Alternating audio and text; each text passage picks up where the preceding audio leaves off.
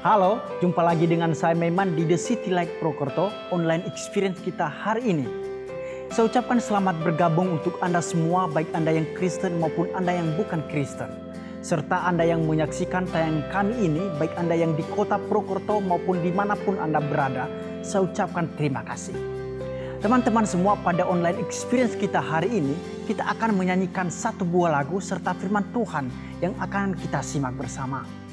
Dan untuk mengawali online experience kita hari ini, rekan saya Betty and GCC Band akan menyanyikan sebuah lagu untuk kita semua. Dan setelah rekan saya Betty, kita akan bersama mendengarkan kebenaran firman Tuhan yang akan disampaikan oleh Pastor Ria Arwahareva. Semoga firman Tuhan hari ini menguatkan kita, memberi inspirasi dalam hidup ini, bahkan mungkin menegur kita untuk hidup yang lebih baik lagi. Semarak kemerdekaan Republik Indonesia sampai hari ini masih kita rasakan. Bisa kita lihat antusias masyarakat Prokerto dan daerah-daerah lain di Indonesia begitu meriah dalam merayakan hari kemerdekaan bangsa Indonesia. Pawai dan karnaval begitu meriah dan kita lihat mereka ikut terlibat dalam pawai dan karnaval, mempersiapkan diri dan timnya dengan begitu rupa dalam mengekspresikan kebanggaan dan syukur atas kemerdekaan ini. Dan budaya daerah Indonesia yang dengan berbagai suku, ras dan agama ini bisa kita lihat di pawai dan karnaval kemerdekaan Indonesia begitu indah dan beragam budaya. Indonesia dengan semboyan Bhinneka Tunggal Ika berbeda-beda tetapi tetap satu jua. Nusantara baru, Indonesia maju. Baik, mari kita akan segera bergabung di online experience kita hari ini. Dan untuk informasi dan khotbah dan pujian hari ini adalah rekaman ibadah minggu lalu. Jadi teman-teman semua jangan kemana-mana, tetap stay di channel ini. God bless you. Ingat, Tuhan sanggup melakukan segala sesuatu dan tidak ada rencananya yang gagal. Amin Bapak Saudara, mari kita bangkit berdiri bersama-sama. Kita nyanyikan Dia tidak pernah gagal. Amin. Mari bertepuk tangan bersama-sama.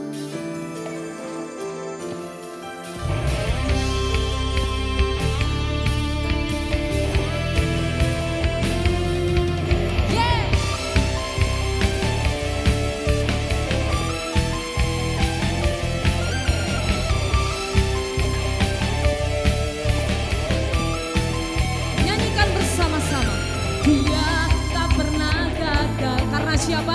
Karena Dia Allah yang tak pernah lalai.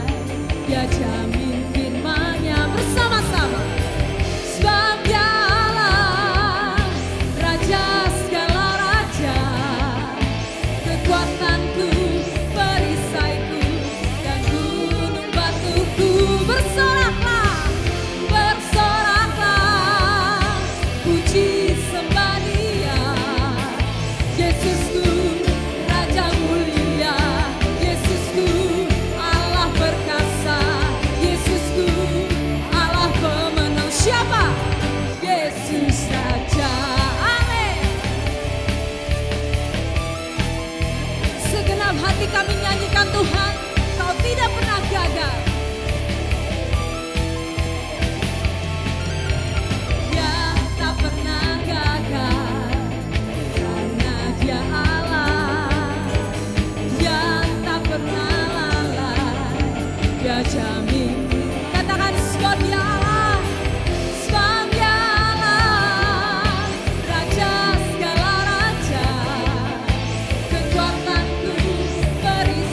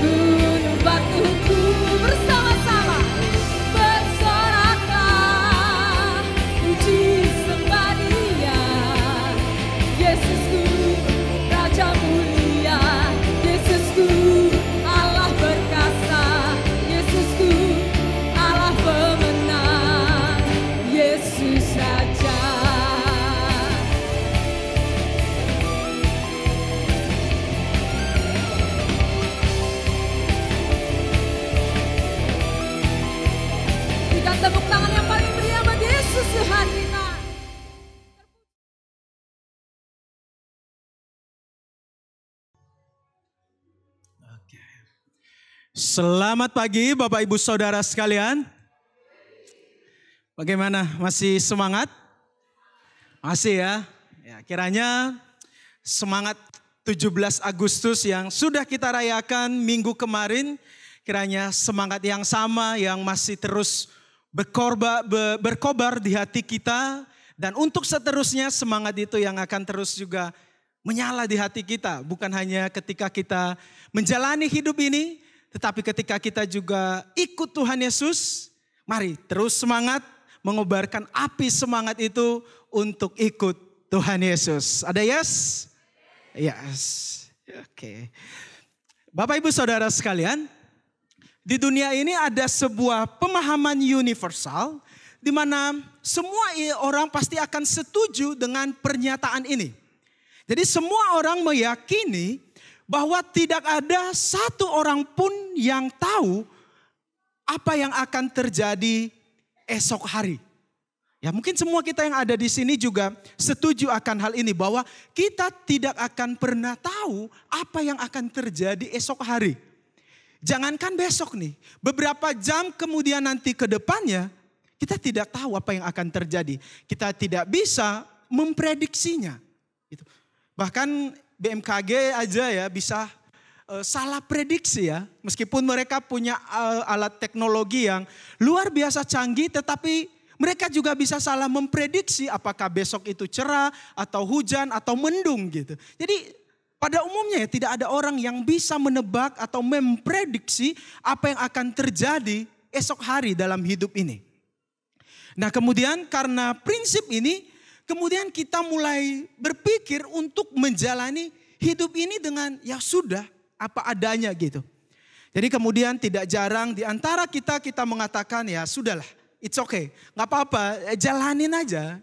Jadi just let it flow aja, biarkan mengalir seperti aliran air yang mengalir saja.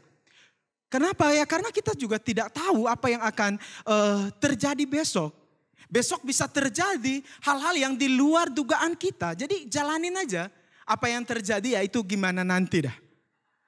Jadi terkadang kita memiliki pemikiran yang seperti ini dan saya juga yang mempercayai hal ini ya. Ya paling enggak saya sempat atau pernah mempercayai hal ini. Tetapi kemudian saya mencoba merenungkan ya. Dan seperti apa yang dikatakan oleh Bro Ganesha tadi bahwa ketika airnya tadi bocor ya. Kalau dibiarkan ngalir begitu aja bisa mampus tagihannya gitu ya. Jadi jangan dong katanya ya. Dan kemudian saya juga berpikir tentang prinsip hidup yang let it flow ini ya. Ternyata ya bukan prinsip hidup yang tepat untuk kita miliki, khususnya kita sebagai pengikut Tuhan Yesus. Kenapa ya? Karena kalau kita cuman jalanin hidup apa adanya, ikut arus saja, let it flow, maka kita nggak tahu nih, flow itu akan membawa kita kemana nih. Kita nggak tahu, arus alirannya itu membawa kita kemana. Bagaimana kalau flow itu membawa kita ke jurang? Dan kemudian membuat kita terjun bebas dan kemudian mati. Ya karena kita nggak tahu flow atau aliran itu membawa kita kemana. Dan kalau di kali yang sepengetahuan saya ya. Bahwa ikan yang ikut arus itu adalah ikan yang mati. Tetapi ikan yang masih hidup biasanya dia akan melawan arus aliran air tersebut. Nah pertanyaannya ya kita bukan ikan sih ya, kita manusia. Tetapi pertanyaannya apakah kita ini ikan mati atau ikan hidup? Apakah kita ini orang mati atau orang hidup? Saya rasa kita semua yang hadir pada hari ini adalah orang yang hidup.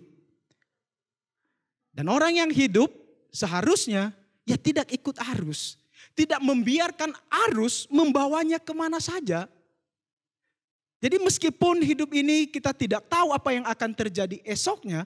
Tetapi jangan sampai kita membiarkan arus itu membawa kita kemana ia menginginkan ia bawa kita. Saya itu gak bisa bayangin ya kalau misalnya dulu para pahlawan-pahlawan kita itu berprinsip let it flow. Biarkan mengalir begitu saja. Tidak memperjuangkan kemerdekaan, ya santai sajalah. Biarkan mengalir apa adanya. Dan mungkin sampai saat ini ya mungkin kita belum merdeka gitu. Tetapi mereka terus berjuang mencari kebebasan di balik penjajahan yang mereka alami pada saat itu. Karena mereka tidak menginginkan hidup yang let it flow aja. Nah, di Perjanjian Lama Bapak Ibu, ada kisah tentang seorang perempuan Sunem yang juga tidak membiarkan hidupnya mengalir begitu saja. Tetapi justru ia berjuang mencari misteri, mencari sesuatu yang tersembunyi di balik apa yang terjadi di dalam hidupnya. Nah, kisah ini tercatat di dalam 2 Raja-Raja 4 ayat 8 sampai ayatnya yang ke-37. Nah, kisah ini terjadi saat Nabi Elisa melayani sebagai Nabi Allah bagi bangsa Israel, Bapak Ibu. Nah, di dalam pelayanannya tersebut, keluarga dari perempuan Sunem ini banyak menopang pelayanan Nabi Elisa. Jadi ketika Elisa pergi pelayanan, Nabi Elisa sering sekali singgah di rumah perempuan Sunem ini. Untuk beristirahat, untuk makan di rumah suami istri di Sunem ini. Nah, kalau kita baca keseluruhan kisahnya, di sana dicatat bahwa perempuan ini dan keluarganya adalah perempuan terhormat, keluarga kaya pada saat itu. Tetapi pada saat itu mereka belum memiliki anak. Nah, mungkin karena sudah lama nyari, kemudian berusaha, tetapi tidak kunjung datang apa yang mereka cari tersebut. Nah, kemudian Elisa yang sudah sering menerima kebaikan hati dari keluarga perempuan Sunem ini, kemudian dia ingin membalas kebaikan hati dari keluarga ini. Kemudian dia bertanya, apa sih yang dibutuhkan oleh keluarga ini? Apa yang sedang dicari oleh perempuan Sunem ini? Nah, kemudian asisten Nabi Elisa menanyakan kepada perempuan Sunem ini. Dan kemudian dia menceritakan kepada Elisa bahwa mereka ini belum punya anak. Nah, singkat cerita, di tengah kebingungan dan keputusasaan yang dialami oleh keluarga ini, kemudian Elisa itu menjanjikan apa yang tersembunyi, yang sedang dicari oleh perempuan ini, yakni mereka akan memiliki seorang anak di tahun depan. Jadi di tahun depan ketika mereka terakhir bertemu, perempuan ini nanti akan melahirkan seorang anak. Nah, meskipun perempuan ini tidak percaya karena dia juga sadar dia umurnya sudah lanjut usia, tetapi ia mencoba untuk menerima hal tersebut. Dan mukjizatnya 1 tahun kemudian ia menemukan apa yang ia cari selama ini. Ternyata benar, ia mendapatkan seorang anak. Namun ceritanya tidak berhenti di situ Bapak Ibu. Tragisnya adalah ketika anak ini sudah lahir dan kemudian belum lama beranjak dewasa, anak ini kemudian mati. Jadi berasa diprank ya, sudah diajak terbang tinggi naik ke atas, diberikan kebahagiaan sukacita yang luar biasa, kemudian dihempaskan begitu keras ke tanah. Sudah begitu sukacita mendapat anak, kemudian tiba-tiba anak itu meninggal dunia. Dia begitu putus asa, dia begitu sedih menerima kenyataan yang terjadi pada saat itu. Sampai-sampai ia berkata kepada Elisa, kalau Bapak Ibu baca di ayat yang ke-28, dia berkata kepada Elisa ketika anaknya itu sudah meninggal. Adakah ku minta seorang anak laki-laki daripada tuanku? Bukankah telah kukatakan jangan aku diberi harapan kosong. Dia merasa diprank, dia merasa di PHP. Gitu. Bapak Ibu Saudara sekalian, hidup yang nelangsa seperti ini terkadang akhirnya membuat orang yang mengalaminya, kita yang mengalaminya berpikir untuk akhirnya menjalani hidup yang ya sudah mengalir begitu saja. Let it flow aja. Kenapa ya seperti tadi perempuan ini? Dulu ya pernah berharap, bahkan sempat merasakan sukacita itu, tetapi kemudian dia merasa dikecewakan. Ia merasa dihempaskan begitu keras ke bumi setelah diangkat naik. Tetapi menariknya Bapak Ibu, perempuan Sunem ini tidak membiarkan hidup itu mengalir begitu saja. Tetapi dia masih berjuang untuk mencari, menemukan yang tersembunyi di balik kematian anaknya. Dia masih berjuang untuk menemukan kehidupan di balik kematian putra yang satu-satunya ini. Kemudian dia pergi mencari Elisa yang meminta Elisa untuk bisa memulihkan keadaannya. Dan Elisa menjawab permintaan perempuan itu. Ia pergi bersama dengan perempuan Sunem ini kembali ke rumahnya. Dan dia mengajak wanita ini untuk menemukan kehidupan di balik kematian anaknya. Bapak Ibu Saudara sekalian, bagi wanita ini, hidup ini adalah satu perjuangan menemukan apa yang tersembunyi di balik apa yang terjadi di dalam hidupnya. Sehingga ia juga terus berjuang untuk bisa menemukannya. Saya tidak bisa bayangkan jika dia hanya menerima kenyataan dan membuat hidupnya ya mengalir begitu aja. Menerima apa yang sudah terjadi begitu saja. Bapak Ibu Saudara sekalian, jika kita hari ini setuju dengan saya untuk tidak membiarkan hidup mengalir begitu saja, dan jika pertanyaan yang sama diajukan kepada kita, kira-kira sampai saat ini, apa yang sedang kita cari di dalam hidup ini? Sama seperti perempuan Sunem ini yang ditanyakan oleh Elisa, apa yang tersembunyi yang sedang kita cari? Apa yang sedang kita butuhkan dalam hidup ini? Apa yang sedang kita cari? Mencari arti hidupkah? Mencari komunitas yang sesuai dengan apa yang kita inginkan? Mencari hal-hal yang bisa kita lakukan dalam hidup ini? Mencari terobosan-terobosan baru? Mencari kreativitas-kreativitas baru? Apalagi nih yang kita bisa munculkan dalam hidup, dalam karir, dalam keluarga kita?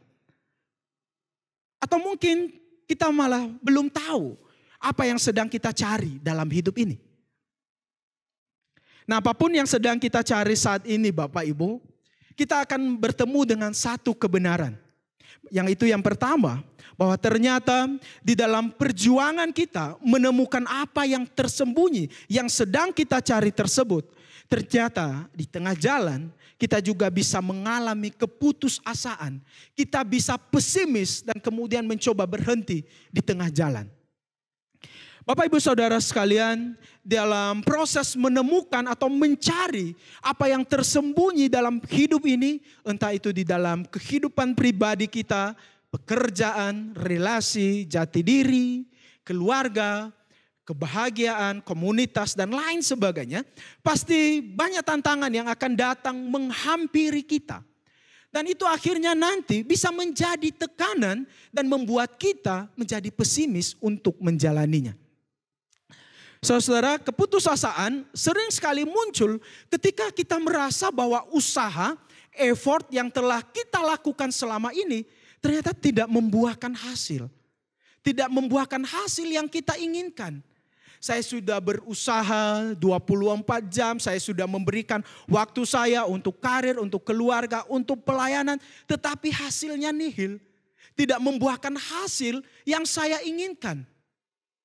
Dan itu akan mengakibatkan keputusasaan itu lebih menguasai kita.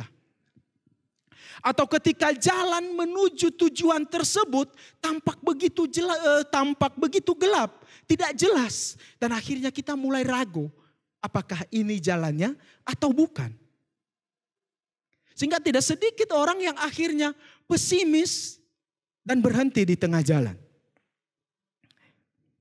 Bapak Ibu, kita semua tahu salah satu restoran ayam goreng terkenal adalah di dunia ini adalah KFC ya, di mana franchise-nya itu ada di mana-mana, mungkin di seluruh dunia ada franchise-nya. Tetapi di balik kesuksesan pemilik dari KFC ini ada satu atau banyak ya peristiwa pilu yang dialami oleh pemiliknya. Nah, pemilik dari KFC ini bernama Colonel Sanders. Meskipun dia bukan seorang tentara, tetapi orang memberikan gelar kolonel kepadanya. Nah, dia memiliki pengalaman hidup yang sangat pilu sebelum kesuksesannya sampai saat ini. Ia sempat jatuh bangun dan membuat ia beberapa kali harus mengganti status kependudukannya. Hanya untuk menyelamatkan dirinya pada saat itu. Nah, kemudian ketika ia sudah memasuki usia yang ke-40 tahun, putus asa itu mulai menghinggapi dirinya. Kenapa? Karena ia merasa saya sudah tidak muda lagi, tetapi kok belum sukses. Dia belum meraih kesuksesan di umur yang ke-40 tahun pada saat itu. Dia terus berjuang untuk mencari terobosan-terobosan baru yang dapat ia lakukan dalam hidupnya. Di dalam karirnya ia berusaha sana sini melakukan berbagai usaha tetapi belum membuahkan hasil. Dan momen yang paling menyedihkan terjadi dalam hidupnya adalah ketika yaitu dipecat dari tempat ia bekerja dan kemudian istrinya meninggalkan dia membawa pergi kedua anaknya. Dan di momen itu ia merasa hidupnya sangat hancur. Dia berpikir lebih baik untuk bunuh diri daripada menjalani hidup yang nelangsa seperti ini. Ia merasa putus asa. Ia merasa hidupnya bagaikan sampah yang tidak berguna. Mungkin kalau sampah masih bisa di-recycle, bisa didaur ulang gitu. Tetapi ia merasa hidupnya sudah tidak ada gunanya lagi. Ia merasa sudah tua namun belum membuahkan hasil. Belum menemukan hasil yang ia inginkan. Ketika bertemu dengan kenyataan bahwa effort usaha yang sudah ia lakukan selama ini ternyata tidak membuahkan hasil yang ia inginkan, maka seringkali cara yang kita lakukan adalah lebih baik saya berhenti, lebih baik saya menyerah di tengah jalan. Dan seperti yang dialami oleh Kolonel Sanders, pemilik KFC ini, ia memilih lebih baik mengakhiri hidupnya karena tidak ada gunanya. Tetapi kemudian dia terus menjalani hidupnya. Dan mukjizat itu terjadi di usianya yang ke-65 tahun nantinya. Ia baru bisa menemukan terobosan yang ia cari selama ini. Yaitu ia menawarkan ayam goreng dari rumah ke rumah.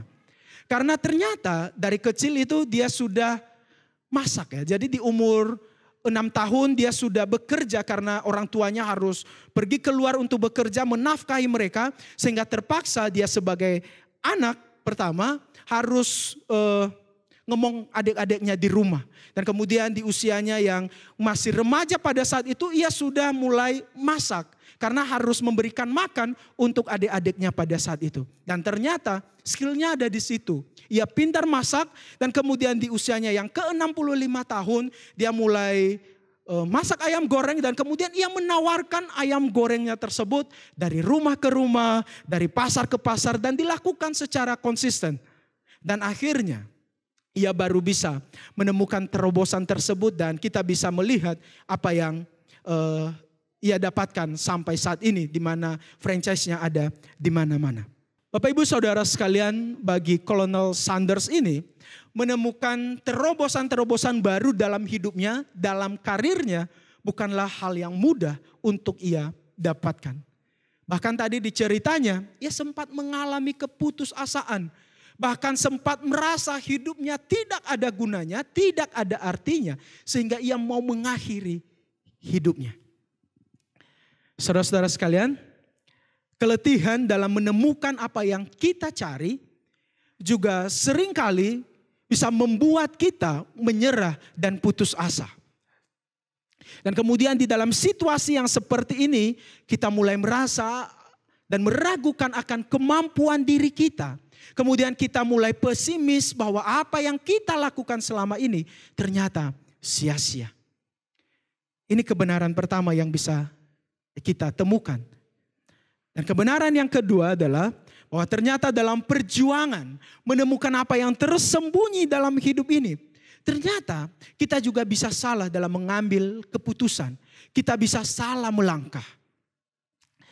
Bapak Ibu Saudara sekalian, dalam mencari dan menemukan apa yang sedang kita cari tersebut, pastinya memerlukan usaha yang cukup signifikan.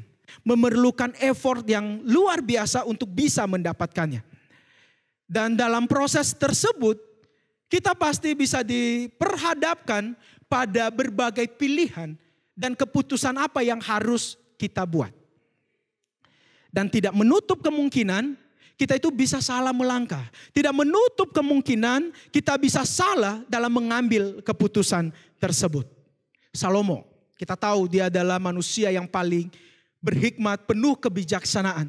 Tetapi dia juga pernah salah langkah. Dia pernah salah mengambil keputusan. Daud yang luar biasa memerintah, raja yang luar biasa pada saat itu. Tetapi dia juga pernah salah dalam mengambil keputusan. Bahkan dia pernah mengambil keputusan yang fatal. Setelah dia berzina, dia mengambil keputusan yang fatal, yaitu merencanakan pembunuhan.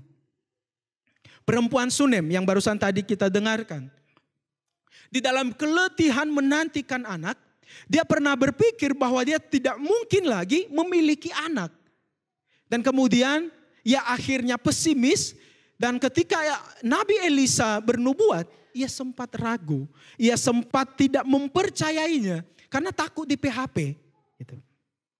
Bapak ibu saudara sekalian, tidak ada orang yang kebal dengan kesalahan. Tidak ada orang yang kebal dengan kesalahan dalam mengambil keputusan dalam hidup ini. Orang yang pintar sekalipun seperti Salomo bisa salah ngambil keputusan. Ketika ia memutuskan menikahi banyak perempuan pada saat itu. Yang ia berpikir bahwa ini nantinya bisa memperkokoh kerajaannya. Tetapi ternyata dia salah.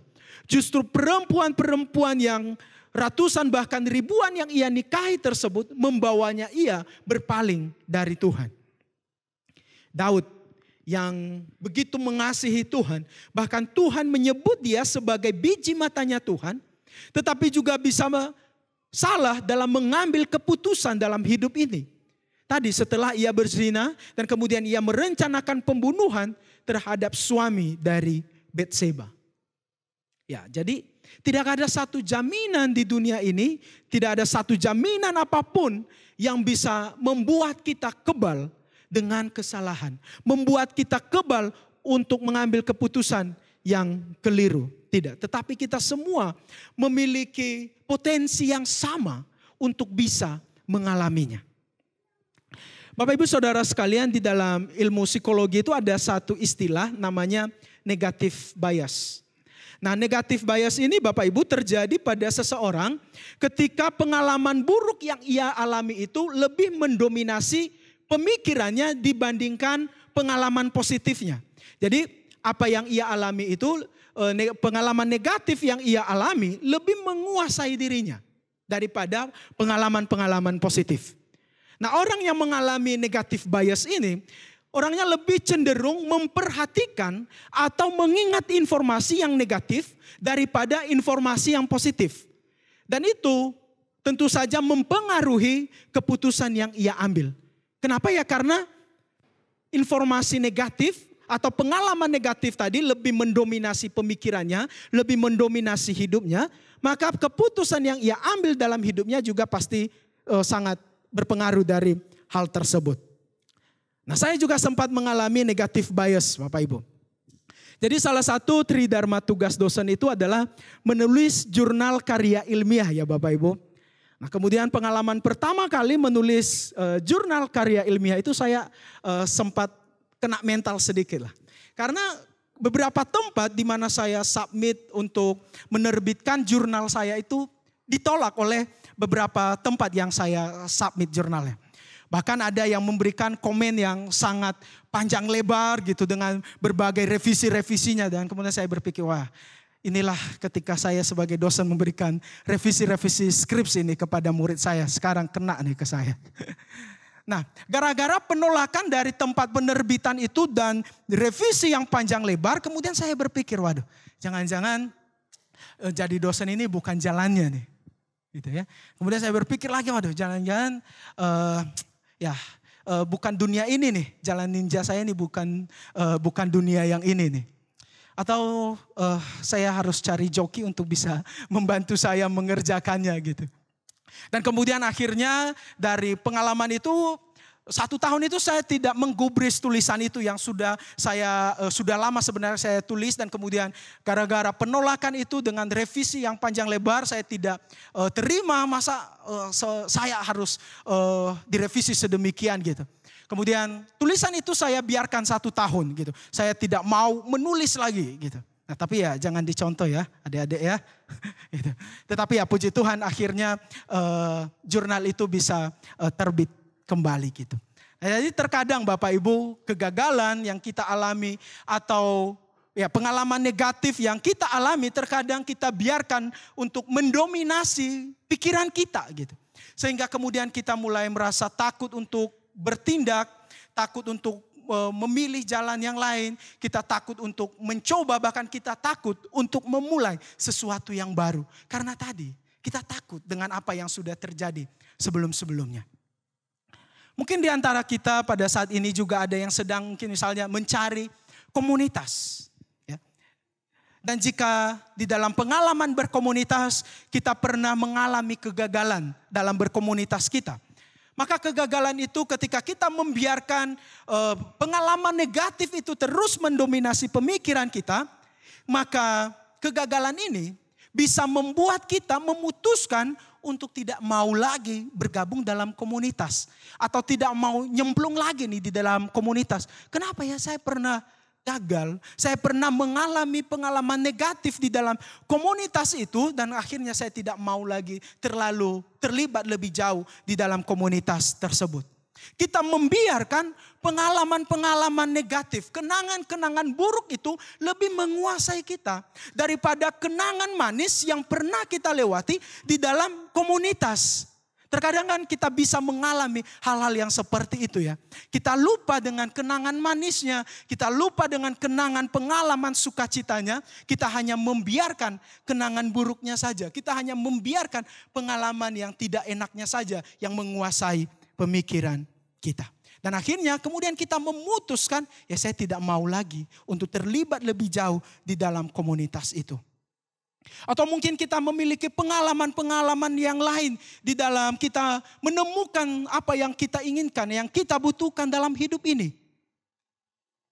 Tetapi apapun keputusan yang kita ambil Bapak Ibu, seperti apa yang dikatakan oleh seorang penulis bernama Brenda Slavin, dia mengatakan bahwa semua yang kita lakukan didasarkan pada pilihan yang kita buat. Oleh sebab itu, bukan orang tua kita, bukan hubungan kita di masa lalu, bukan pekerjaan kita, bukan ekonomi kita, bukan cuaca saat ini, bukan usia yang harus kita salahkan. Tetapi setiap kita bertanggung jawab atas pilihan yang kita buat. Dan saya rasa tepat apa yang dia katakan. Bahwa apapun keputusan yang kita ambil, apapun pilihan yang kita buat, setiap kita bertanggung jawab terhadap pilihan tersebut.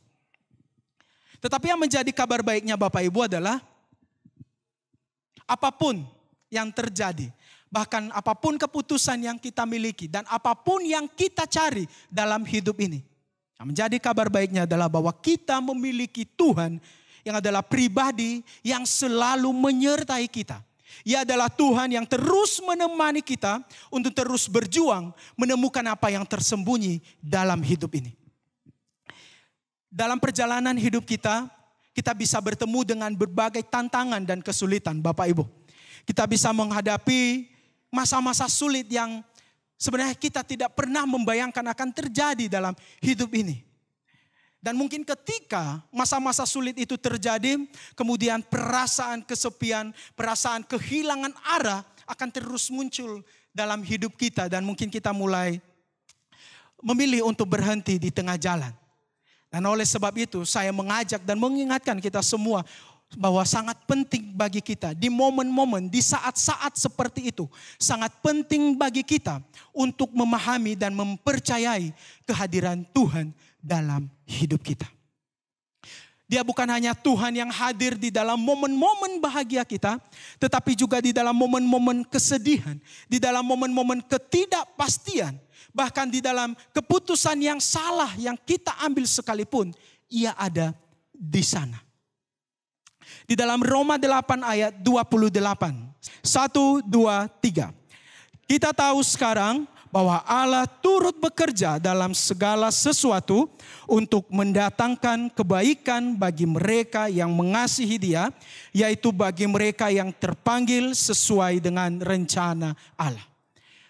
Apakah Allah hanya terlibat dalam hal-hal tertentu? Tidak. Firman Tuhan mengatakan dalam segala hal. Berarti entah itu baik atau buruk, ia juga terlibat di sana untuk mendatangkan kebaikan bagi setiap kita. Termasuk di tengah kesulitan hidup, di tengah pergumulan, tantangan, apapun yang terjadi, Tuhan hadir di sana. Ia bisa mengubah hal seperti hal-hal buruk tersebut untuk mendatangkan kebaikan bagi kita semua. Dan ia berjanji, ia akan selalu hadir menemani setiap kita. Bahkan John Calvin itu menafsirkan ayat ini karena tadi ada kata-kata dalam segala hal. Berarti ia mengatakan dalam segala hal itu bukan hanya hal-hal tertentu. Tetapi termasuk dosa, Allah bisa mendatangkan kebaikan di sana. Loh, kok kebaikan bisa datang dari dosa ya? Kok kebaikan bisa datang dari berbuat dosa? Nah kemudian John Calvin itu melanjutkan penafsirannya. Dia mengatakan ya paling tidak ketika kita berada di posisi itu, kita disadarkan betapa besarnya dosa yang kita lakukan. Kuasa Tuhan menyadarkan kita betapa besarnya dosa kesalahan yang kita lakukan. Dan itu kebaikan Tuhan. Bahkan itu bisa menyadarkan kita, pada akhirnya kita sadar betapa rapuhnya hidup ini. Betapa lemahnya kita. Sehingga kita masih bisa jatuh di dalam dosa. Sehingga betapa penting bagi kita untuk bersandar dan mengandalkan Tuhan dalam hidup ini. Dan semoga apa yang terjadi dalam hidup ini itu bisa membawa kita kembali kepada Tuhan. Bukan justru semakin menjauhkan kita dari Tuhan. Dan sekarang seperti yang sudah saya katakan tadi bahwa kabar baiknya.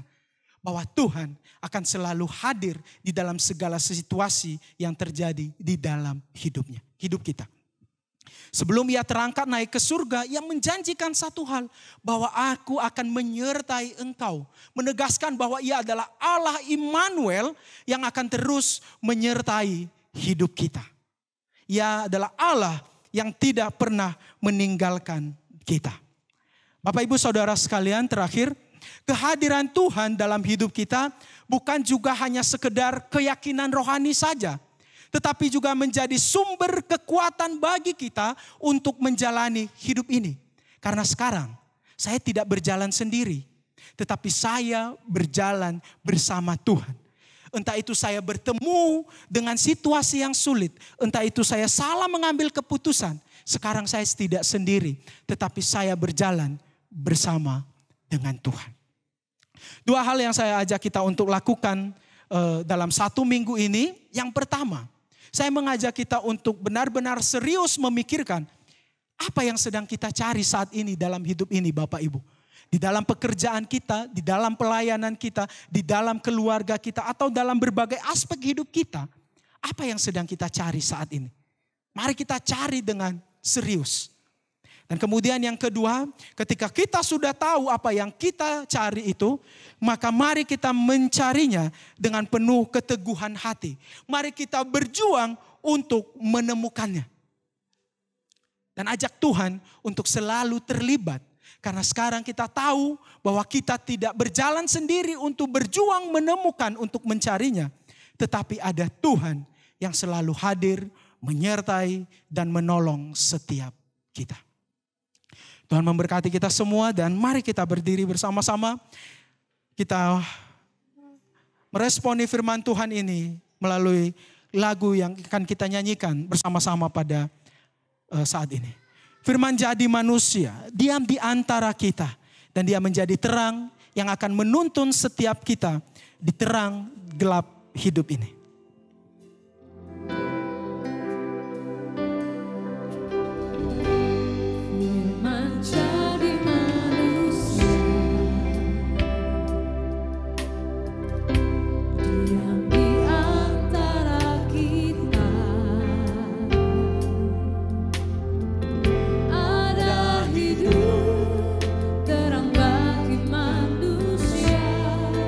Engkau datang bagi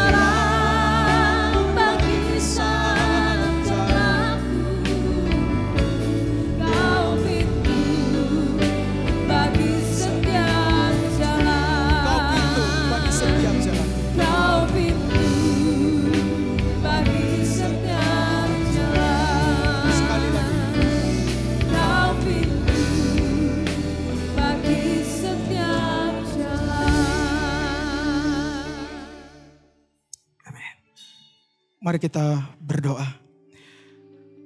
Tuhan, inilah kerinduan hati kami yang memohon kepada Tuhan untuk boleh terus menyertai kami di dalam setiap jalan hidup ini. Di dalam terang kami, di dalam gelap kami. Kami percaya dan kami yakin bahwa Engkau akan selalu hadir dan tidak pernah meninggalkan kami. Berikanlah kami keteguhan hati Tuhan. Berikanlah kami keyakinan iman bahwa Engkau adalah Allah Immanuel yang tidak pernah meninggalkan kami. Terima kasih Tuhan. Terima kasih untuk segala kebaikan Tuhan bagi kami semua. Kami percaya bahwa di dalam menjalani hidup ini Engkau yang akan terus menolong dan memberkati setiap kami. Hamba-Mu juga menyerahkan untuk setiap jemaat yang hadir pada saat ini. Biarlah Engkau Tuhan yang terus bekerja di dalam setiap apa yang dijalani. Di dalam keluarga, di dalam pekerjaan, dan di dalam berbagai hal apapun yang dikerjakan. Kami percaya dan kami menyerahkan semuanya ke dalam tangan-Mu. Engkau yang akan bekerja dan Engkau yang akan memberkati. Terima kasih Tuhan. Sebelum kami pulang dari tempat ini, kami akan menerima berkat yang asalnya dari Tuhan. Bapak Ibu Saudara sekalian, terimalah berkat yang asalnya dari Tuhan saja. Tuhan memberkati dan melindungi engkau. Tuhan menyinari engkau dengan wajahnya dan memberi engkau kasih karunia. Tuhan menghadapkan wajahnya kepadamu dan memberi engkau damai sejahtera.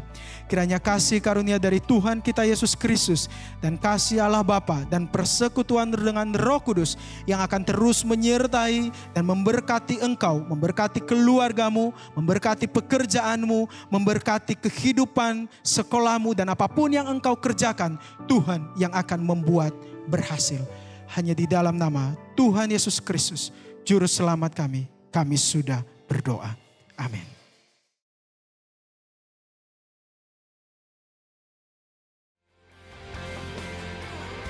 Terima kasih untuk Pastor Ria Rohareva untuk pesan firman Tuhannya. Semoga kita semua diberi kekuatan dan semangat dalam menjalani hidup ke depan. Dan kepada semua tim GCC Prokerto, Anda semua luar biasa dan salam kompak selalu. Saya juga ucapkan terima kasih untuk Bapak Ibu dan teman-teman semua yang telah dengan setia dan antusias dalam memberi persembahan. Anda semua luar biasa sehingga program GCC Prokerto bisa berjalan dengan baik dan bisa menjadi reflektor terang Tuhan di kota Prokerto. Kiranya Tuhan memberkati dan memberi kemudahan untuk segala usaha pekerjaan Bapak Ibu semua. Selanjutnya untuk Bapak Ibu yang akan memberikan persembahan, baik persembahan rutin atau persembahan perpuluhan, bisa langsung ke kotak persembahan yang ada di gereja, atau Bapak Ibu bisa langsung transfer ke rekening gereja yang tertera di layar Anda. Saya Maiman, sampai jumpa di online experience kita Jumat depan. Tuhan Yesus memberkati.